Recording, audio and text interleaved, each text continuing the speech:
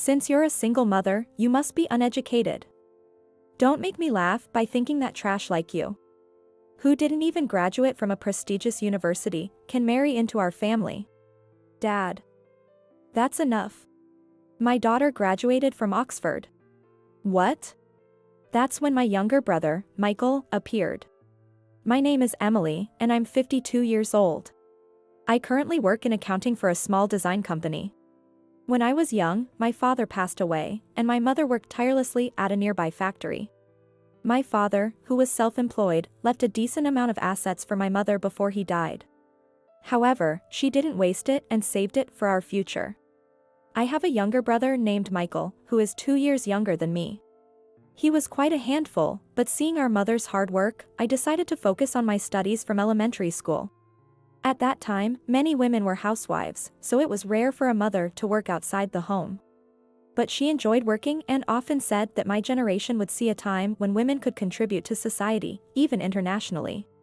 There were few single-parent families in our area, and my mother always said she didn't want us to feel ashamed. However, in reality, we had few friends and often felt isolated at school. To help our busy mother, I did as much housework as possible. The housewives in the neighborhood would gossip loudly, saying we were miserable. But I ignored their words and focused on preparing dinner for my mother and brother. Even though my mother assured us that we had enough money, shopping for groceries in the evening made me realize how important money was for living. Sometimes I would send Michael to do the shopping so he could learn about money as well. We didn't live like misers. But my mother's smile when she attended school events in her work clothes shone brighter than any other mother's dressed-up outfits. Over time, Michael became less troublesome and joined the reading extracurricular activity in upper elementary, reading many books. I also read a lot of books.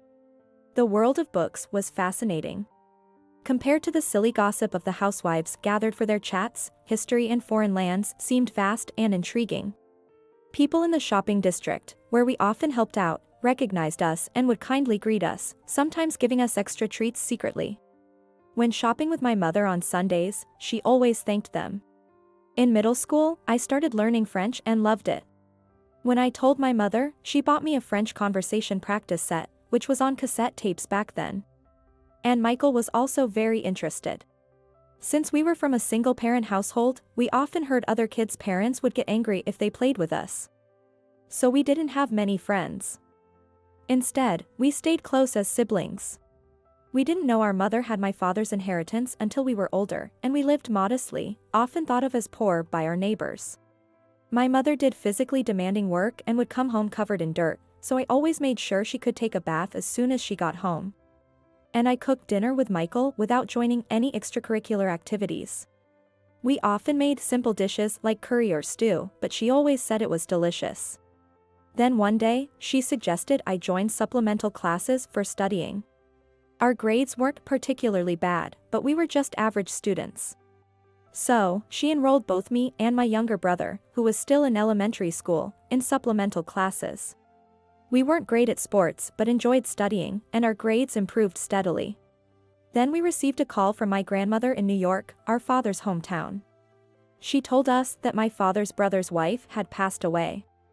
I barely remembered my father and didn't know he had a brother, so this was a surprise. We attended the funeral, and afterwards, my father's brother, who was busy with work, asked my mother to care for our elderly grandmother. My mother decided to leave her factory job, and we moved to my father's family home. Though we were anxious about living in a new place, neither Michael nor I had close friends where we were, so we didn't feel particularly sad. It was just before I started 9th grade and Michael entered middle school. My uncle assured my mother that we wouldn't have to worry about living expenses. We transferred schools, Michael started middle school. And my mother took care of our frail grandmother. Our new house was old but a single-family home, and our rooms were sunny on the second floor. Though it took time to make new friends, I continued to help with household chores and cooking with Michael. On Sundays, my mother taught us how to make dishes like beef stew, which our grandmother and uncle enjoyed. They were both very kind and fond of us. My uncle, a high school teacher, would help us with our studies when he had time. Our grandmother thanked my mother for raising us well. I also helped with her laundry. Michael became skilled at cooking, and we continued to spend our days focusing on shopping, housework, and studying rather than playing with friends. I chose to attend a vocational high school and was accepted. I dreamed of one day working in a job where I could use my love for French. At school, I studied typing and bookkeeping and earned a bookkeeping certification. Thanks to my uncle's tutoring, I excelled in my high school studies and ranked among the top students. Michael, my younger brother, also helped with household chores but made many friends and enjoyed his time in middle school. He was also good at studying and often did homework with his friends at our house or attended supplemental classes with them.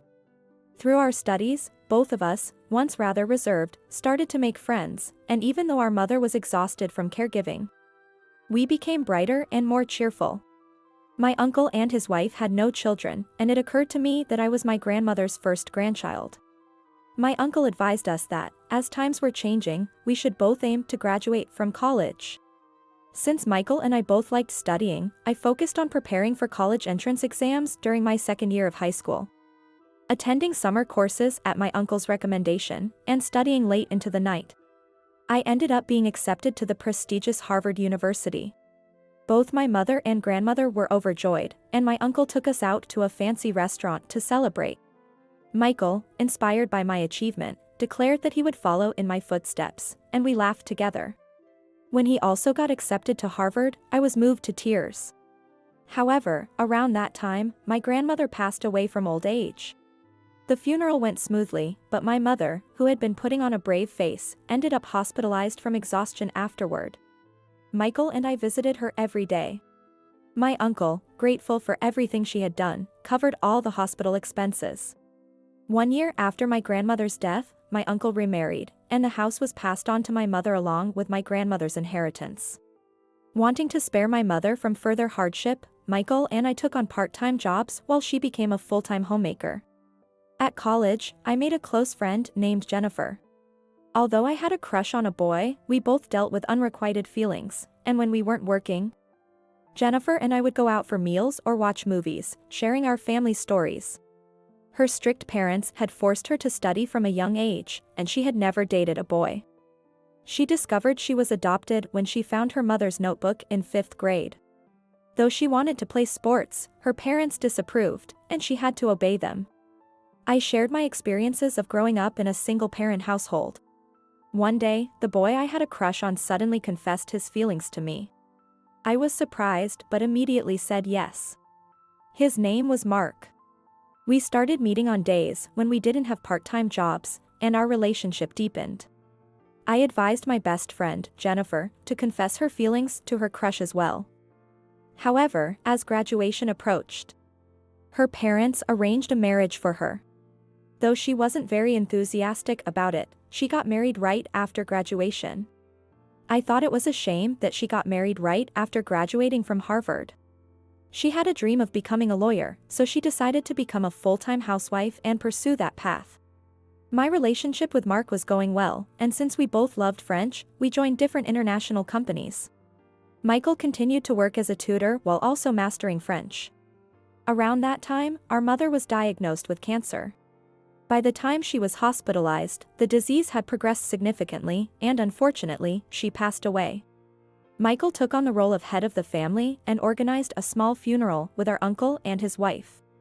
He took some time off from college, and we ended up living together in the house. I was doing my best at my new job, but overwhelmed with grief, I took a leave of absence. Mark was very supportive during this time, looking out for us. Although I had just started my job, my uncle asked if I would work as an accounting manager at his new wife's father's company. And after settling down, I decided to make the switch. The salary was the same as my previous job, so I didn't struggle financially. Michael also settled down, graduated, and started working at an international company. I didn't want to keep grieving, feeling it would be unfair to our mother. We had our house, and before her death, my mother had taken care of the inheritance paperwork to pass on my father's assets to us. At 24, Mark proposed to me, and we got married. He had also lost his parents and grown up in an orphanage. We had a small wedding in Hawaii. We rented an apartment and I moved out of the house where we had lived for so long. Michael also moved closer to his company, and we decided to turn the inherited house into a parking lot with our uncle's help. So, my brother and I split the passive income from our inheritance. Michael worked diligently and even started his own advertising company. My husband had frequent overseas assignments, so I continued my accounting job while studying for my CPA certification at night. Though I didn't use much of my French skills, I was grateful for my uncle's support. And I thought getting a CPA certification would also benefit his wife's company. Michael had many friends since middle school, while I managed to make a few friends, but I struggled with communication. Quitting my job at the international company might have been a good decision. Michael was the opposite of me and had great communication skills. I wanted children, but my husband was busy, and it was difficult for us to conceive. During that time, Michael met someone and got married. He was blessed with a very cute daughter named Lily. She was my niece, and I celebrated with them and got to hold her just once. Michael bought a house and lived happily with his family. His mother-in-law lived nearby and helped with childcare, which allowed me to focus on obtaining my CPA certification and handling the company's accounting, including the year-end financials. My uncle was pleased with my achievements. I didn't plan to start my own CPA practice. Michael's wife handled the accounting for his company, and I only helped with the year-end financials. However, it provided some extra income, and when my husband returned from overseas, we enjoyed dining out and spending time together. Michael's advertising company grew steadily, hiring more employees and staying busy. Around this time, I found out I was pregnant and gave birth to a lovely daughter named Mia. My husband was overjoyed and even shed tears of happiness. Mia grew up healthy and strong. I continued to handle the year-end financials for both Michael's company and the company I had worked for, while managing my household. Mia was quite attached to me and struggled to fit in at her kindergarten. She resembled me in that she was shy around others. I enrolled her in a private kindergarten. During her kindergarten years, she enjoyed the picture books I read to her, including the French ones I bought. Though I had no intention of pushing her into a rigorous education, she was always curious and loved books, just like me. I sometimes spoke French with Mia, and she picked it up quickly. Even in elementary school, she excelled in all subjects, including language arts and math, achieving perfect scores. She struggled with physical education, just like I did. By the 3rd grade, Mia had mastered French conversation. When I had her take an IQ test out of curiosity, she scored an impressive 180. Despite this, she found conversations with her peers boring and preferred reading books at home after school. She found schoolwork dull. So I bought her middle school level textbooks, which she eagerly devoured. I struggled to get into Harvard, but I thought she might be able to do it too.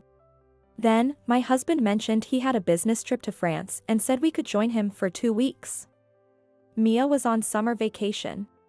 And although it was my first time traveling abroad, he handled all the arrangements, and we spent 2 weeks in France. He conversed fluently in business French. I had also studied business French, but it felt nostalgic and quite different from conversational French. Mia quickly noticed the difference and curiously asked me many questions. We had a family dinner with one of my husband's clients, and I joined in the conversation a bit. Mia participated too, and the client was very fond of her, which helped seal the business deal. My husband was delighted and, upon returning to the company, was promoted to manager at the young age of 32. However, when Mia was in the 6th grade, he tragically died in a car accident at the age of 35. Mia, like me, became a daughter in a single-parent family. His company colleagues attended the funeral in large numbers. Mia lost her beloved father and withdrew emotionally for a while. I felt the same way. I was so distraught that I couldn't eat or sleep, even though I knew I needed to be strong for Mia. Michael, concerned for us, brought me to a psychiatrist, and his wife was very supportive. Slowly, after some time, I began to eat and sleep better. Michael suggested we move closer to him, so I rented an apartment nearby. Living in our old home felt as if my husband would walk through the door at any moment. We took only our most precious belongings, including our wedding photos and Mia's albums, and returned the keys to our longtime home. Michael's daughter, Lily, and Mia, though 3 years apart, became close like sisters, helping Mia gradually regain her spirit. When Mia started middle school, I began working as an accountant for Michael's subsidiary. It was a small advertising company, but of course, I could handle the year-end financials. I arranged to work part-time until 3 p.m. to avoid leaving Mia feeling lonely. I remembered the typing skills I learned in school, so using a computer was easy for me. I bought Mia a computer and only had to teach her once. She quickly learned and happily started exploring the internet. Michael had friends from our time working at international companies who now lived in England, and his daughter Lily went to high school there. Mia missed Lily, who was like a sister to her, but they stayed connected through the internet and often talked on Skype. She was learning various languages, and even in middle school, she remained curious and found schoolwork boring. Without much studying, she excelled in all subjects except for physical education. I often reminisced about my student days with Michael, working hard to achieve our goals. The era of flip phones ended, giving way to the age of smartphones. During summer vacation, Mia spent a lot of time on her computer, showing great interest in different cultures and design. She occasionally visited my company, offering design ideas that Michael quickly adopted. Since her French was already excellent, I suggested she master business French. She started learning it online and enjoyed it, remembering how interesting her father's French was. She mastered it at an impressive speed. During a Skype call, Lily suggested, "Why don't you come to high school here? It's really fun." Mia replied, "Really? I'll talk to my mom about it," and was invited to study in England. I fully supported the idea. Michael also encouraged her, knowing she would be safe with Lily, and she went to high school in England. I sometimes had Skype calls with Mia and Lily, the three of us chatting together. Mia was lively and cheerful, which reassured me. I began working full-time at Michael's subsidiary, and Mia would send us videos and pictures of her life and designs from England. Her grades were excellent, and she was accepted into the prestigious Oxford University. I was astonished. With the ability to connect to the internet from anywhere in the world, I never felt lonely. Lily later got a job in England, married internationally, and returned home once with her husband and adorable daughter. Michael and his wife, Lily, and her husband, Mia, and I went on a nearby trip together. Michael looked happy holding his blonde-haired, blue-eyed first grandchild. Lily's husband enjoyed the trip, and the four of them returned to England. Mia stayed with Lily's family and, after graduating from university, returned home. "Are you not going to work for an international company?" I asked. "No, I don't want to leave you alone," she replied and started working as an office clerk at the same company as me. One day, Michael asked, "The new employee at the head office is struggling with business French. Could you ask Mia to help?" So, Mia started an online business as a business French instructor. She rented a virtual office and worked from home. During this time, she bought a small car and enjoyed driving. One day, she was tailgated by a van, panicked, and collided with a truck ahead of her when the van crashed into her from behind. Although she survived, she fractured her leg. She immediately called the police and showed them the dashcam footage of the van tailgating her, but the van's owner was uninsured, leading to a dispute over damages. When she called me, I was almost paralyzed with panic, remembering my husband's accident. I rushed to the hospital, where she was diagnosed with a fractured ankle but didn't require hospitalization, though she needed 3 months to recover. Since her work was computer-based, it didn't impact her job, but she hired a lawyer for the compensation claim. The lawyer, who was very kind, came to our home and demanded compensation for medical expenses and the emotional distress caused by the tailgating, asking for $10,000 in damages. This happened when Mia was 25 years old. Thanks to the lawyer's negotiation, she received the settlement. The lawyer, a 30-year-old named James, seemed to have fallen in love with Mia at first sight. A month later, James called her personally, and once she could walk again, he invited her to dinner and confessed his feelings. They began dating. He was a refreshing young man, and I thought he was a good match for her. Their relationship deepened, but Mia never mentioned the university she graduated from. She downplayed her achievements, telling James that she was just working from home on design projects. When I asked her why, she said, "I don't want people to think I'm too smart and end up with no friends, like in elementary school. I just want to live a normal life." I understood that her academic abilities had made it difficult for her to make friends during elementary and middle school, causing her silent suffering. It must have been tough for her. They shared a love of movies and enjoyed their relationship. Eventually, James proposed to Mia. They started visiting each other's homes more frequently, but James's father disapproved of Mia because she came from a single-parent household. There was a meeting arranged for both families at an upscale restaurant. James's father said, "Since you come from a single-parent household, you must be uneducated. It's laughable to think someone who didn't graduate from a prestigious university could marry into our family." Dad. Enough already. I received the business card from him and realized he was the legal advisor for my brother's company. James's mother remained silent. Our entire family is composed of lawyers. Having a daughter-in-law without an education is a disgrace. This is our marriage. Enough already. We stayed silent for a while, but then Mia suddenly spoke up, "Isn't the job of a lawyer to help those in need? What does family background or education have to do with that? What did you say, you little girl?" She had learned to speak her mind during her long stay in England. There was a prolonged silence, and Mia stared at the business card. "Excuse us for a moment." I said that and then stepped out with Mia. I suggested that she reveal her academic background, but she was clearly angry. I called my brother for advice, and he said he was nearby and would come right away. I wanted Mia to be happy. "Mom, Michael is going to be furious." "Yes. I'll tell him first. If you think that's best, go ahead." She agreed, and we returned to our seats. "I'm sorry for the interruption. So, if my daughter doesn't have an education, you'll break off the engagement?" "Of course. And on top of that, she's from a single-parent household. She didn't finish high school in the US, that's true. But she graduated from Oxford." "What? What? What?" As I said that, silence fell again. Just then, my brother entered the room. "Excuse me." "Oh, Mr. Anderson. Robert, I was also raised by a single mother. Is there a problem with that? I never thought you were this kind of person. Mia is my beloved niece. And her mother is my sister. Both of us graduated from Harvard despite our single-parent upbringing. I can't accept that you value academic background and family environment so highly." "Our business relationship is over," Michael declared. "Mr. Anderson, please." "I'm truly sorry." He apologized deeply, but my brother did not forgive him. "Dad, isn't marriage supposed to be a personal choice? There's no law against it. I'm fed up with you.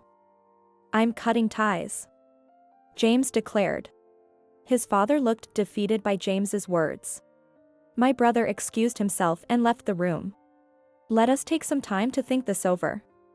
We'll be leaving now." With that, we also left the restaurant.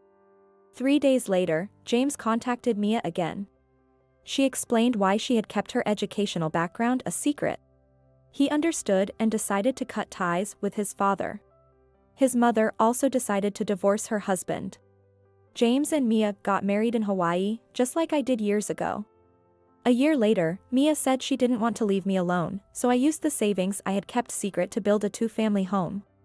I put it under Mia's name. To my surprise, James's mother turned out to be my old friend, Jennifer, from my days at Harvard University. It was a strange coincidence. James bought a condo near our home for Jennifer, and his father was left alone. Later, Mia safely gave birth to a beautiful baby boy. Jennifer said that after her arranged marriage, she had been tormented by her mother-in-law. She decided to go through with the divorce thanks to Mia's wedding. Now that she is free from her mother-in-law, Jennifer and I enjoy spending time together, just like old times. Surrounded by the kind James, my daughter, and my grandson, we live happily in a beautiful new home. My life has been full of ups and downs, but Mia and my grandson's smiles heal me, and I vowed to continue living strong.